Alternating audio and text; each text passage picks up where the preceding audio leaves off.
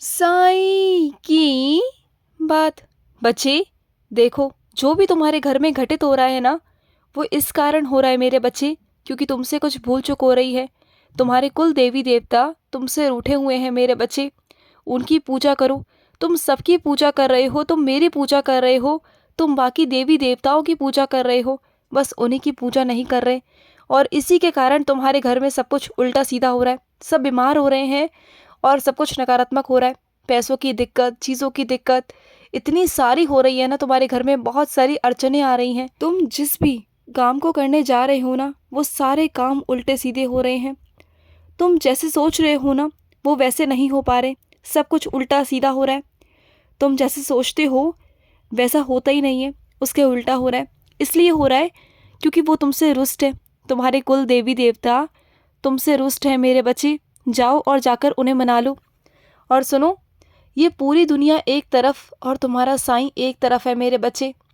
चाहे पूरी दुनिया तुमसे मुंह फेर ले, तुमसे बात ना करे, तुमसे रूठ जाए, लेकिन तुम्हारा साईं हमेशा तुम्हारे साथ रहेगा, हमेशा।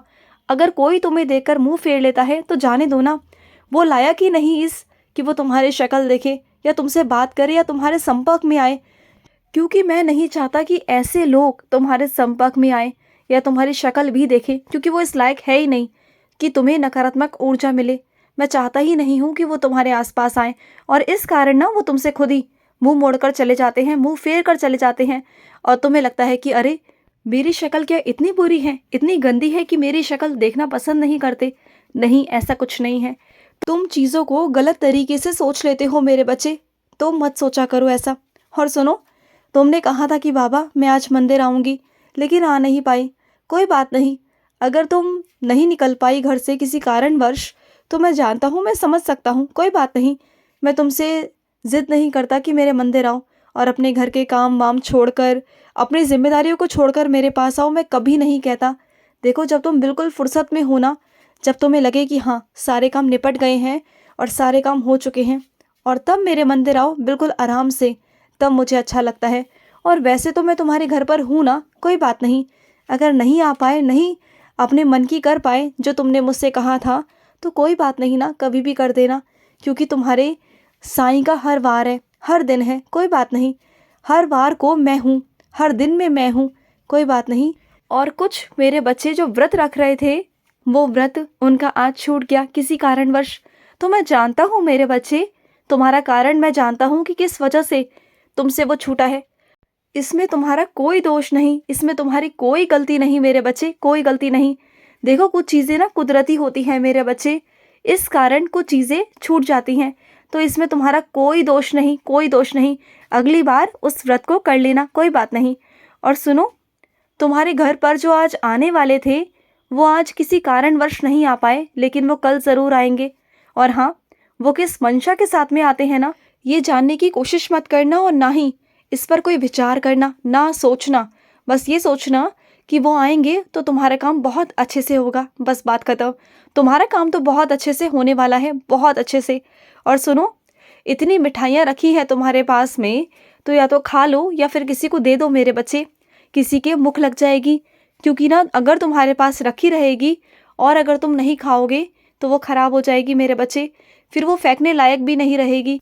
और सुनो, जब तुम्हें लगे ना कि तुम्हें घबराहट हो रही है या तुम्हें बहुत गुस्सा आ रहा है, तुम्हें कुछ समझ नहीं आ रहा, तुम्हारी तबीयत ख़राब हो रही है या कुछ भी मेरे बच्चे, अगर ऐसा कुछ लगे और तुम्हारा दिमाग बहुत असंतुलित हो, तुम्हारा मन बहुत अशांत हो, तो एक काम करना, आराम से एकांत में बैठकर ज़ोर ज़ोर से सांसों को भरना और छोड़ना, फिर ज़ोर से सांस भरना, लंबी सांस, और फिर छोड़ना, आंखें बंद कर कर मेरा नाम लेते हुए सांस भरना, फिर छोड़ना।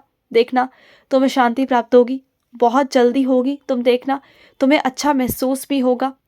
और सुनो मेरी बात को, अगर वो तुम्हारी माँ होकर तुम्हारी खुशी नहीं चाह रही, वो तुम्हें समझ ही नहीं रही, और इस तरह की माँ, ये तो मैं देखकर हैरान हूँ मेरे बच्चे। मैं जानता हूँ कि तुम्हें कभी माँ का प्यार नहीं मिला। तुम जिस तरह से ममता चाहते थे, प्यार चाहते थे ना अपनी माँ से, तुम्हारी माँ ने तुम्हारी माँ होकर भी ना वो फ़र्ज़ नहीं निभाया। मैं जानता हूँ मेरे बच्चे, और आज तुम्हें सबसे ज़्यादा ज़रूरत है अपनी माँ की, तो तुम्हारी माँ आज तुम्हारा साथ ही नहीं दे रही। वो अपने स्वार्थ के आगे, अपने आगे कभी किसी को ना देखती है और ना सोचती है। बस दूसरों पर ही दोष लगाए रखती है कि उसने ऐसा किया, उसने वैसा किया, लेकिन कभी तुम्हें नहीं देखती, कभी तुम्हारे लिए त्याग नहीं करती। वैसी माँ है तुम्हारी। देखो, बुरा मत मानो, लेकिन यही सच है मेरे बच्चे, यही सच है और यही कड़वा सच है मेरे बच्चे। मैं जानता हूँ, मैं तुम्हारी तकलीफ़ को समझ सकता हूँ। तुम दुनिया में नहीं कह सकते कि तुम्हारी माँ ऐसी है, लेकिन मैं जानता हूँ ये तुम्हारे और मेरे बीच की बात है, ये हम दोनों के बीच की बात है मेरे बच्चे। मैं कभी किसी से नहीं कहूँगा, ये राज राज ही रहेगा। लेकिन तुम ना चिंता मत करो, तुम्हारी माँ है, तुम्हारी साई माँ, मैं हूँ तुम्हारी माँ। तुम्हें वही ममता दूंगा, वही प्यार दूंगा जिसकी तुम हकदार हो मेरे बच्चे। तुम बिल्कुल चिंता मत करना। जहाँ भी माँ की ज़रूरत पड़े ना, जहाँ भी लगे कि मुझे मेरी माँ की ज़रूरत है, आवाज़ लगाना मुझे, मैं आ जाऊँगा। तुम चिंता मत करो और तुम जल्दी ठीक हो जाओगे। तुम्हें अपनी माँ की ज़रूरत है ना, तो मैं आऊँगा तुम्हारे पास। आज रात्रि में तुम्हारे पास आऊँगा और तुम्हारे सर पर हाथ फेर कर जाऊँगा। तुम चिंता मत करना, जल्द से जल्द तुम खड़े हो जाओगे, बहुत जल्दी। तुम बिल्कुल चिंता मत करना, तुम्हारी साई माँ है, हमेशा याद रखना।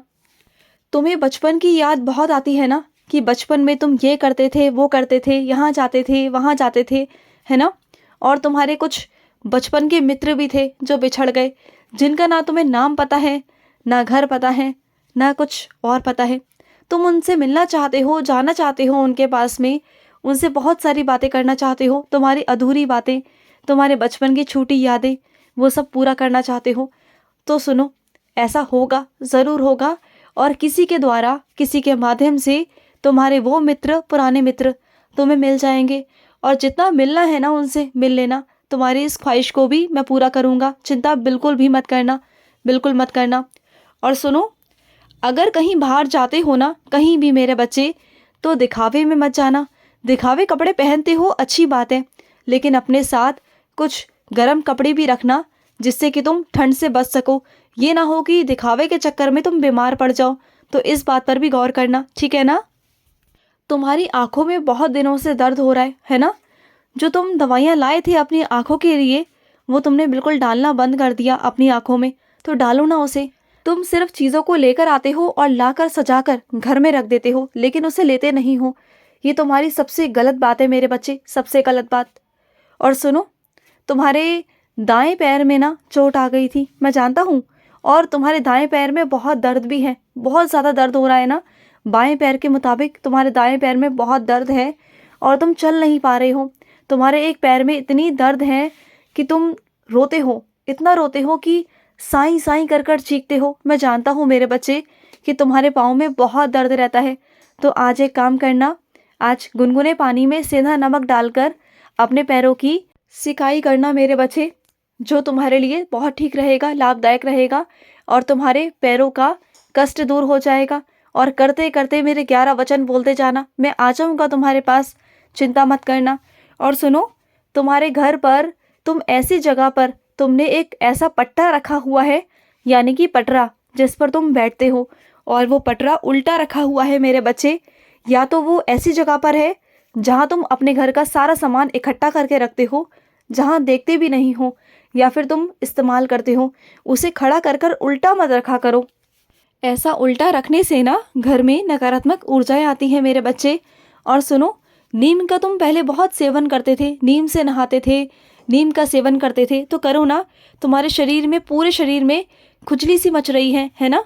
तो एक काम करो, पूरे शरीर में अपनी या तो मलाई लगाओ या फिर नीम के पानी से नहाओ, ठीक है ना। खुश रहो। आज का रात्रि साई संदेश समाप्त हुआ।